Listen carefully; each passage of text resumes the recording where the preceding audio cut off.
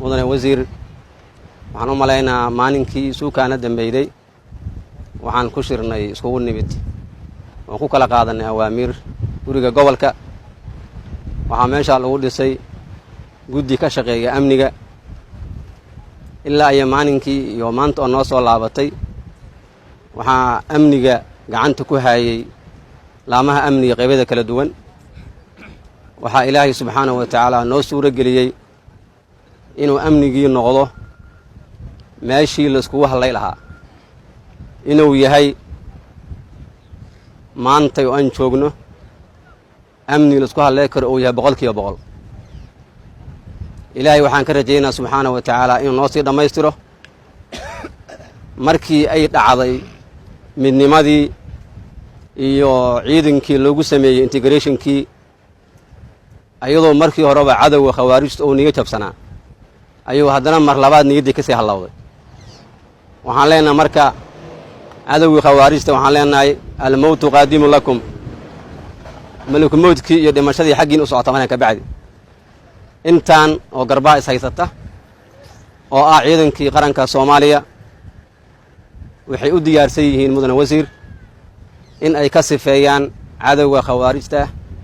meelaha ay uga sugan yihiin dawladda gobol galmudug qaybaheeda yartaa oo dhiman waxaan rajaynayaa insha Allah taala adinkuna sida noo ballan qaadeen inaad garab nagu siinaysiin wayna caddahay sida u soo laabanaysiin iyo sida aad u joogtiin oo wasiirada qaarkood ilaa hadda aysan marar bixinba sida wasiirka arrimaha gudaha oo kaleeto iyo adigoo dib nagu soo laabtay waxaan insha Allah taala ka rajaynaynaa in qaybaha dhimani aan israacino qolada guddiga dibashintana waxaan leenahay u fadhiisa salmudug macnaha mugiis amnigii aad ku qaban lahaydeen dibashinta waa in diyaar walwal ma jiro marka galmudug waxa la rabaa in dadkan gacmana is qabsataan dawladana laga shaqeeyo cadawgana lagu xoreeyo haduu Ilaahay yiraahdo midna ogaada cadawga haduu arkin horumar laga gaaray wadanka Soomaaliya meel kasta tahay wuxuu isku dayay inay weerar ku soo qaadaan dekadaas waxa dhici karta inay carqalayaan marka waxa la rabaa anaga inaan difaaciida diyaar u noqono ama shacabkiisa ku horgal lahayd mar hadda dekad heshaan haduu Ilaahay yiraahdo wax badan laga heli doonaa waxaan sidoo kale ogaataan galmudug waa meelaha shidaalka Soomaaliyeed ugu badan ku jiro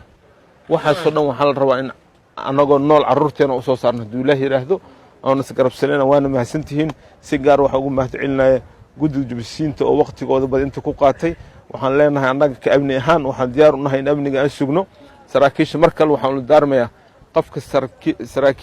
sarkaalka ah waxa ugu horeeya marka hore uu badbaadinayo waa nafta iyo maalka shacabka Soomaaliyeed inta noogu muhiimsan marka diyaar u nahay dadkii yimaado shirka inaan difaacno inaan nabad ee ku shirkooda ku dhameystaan diyaar u nahay waan mahadsantiin salaam alaykum.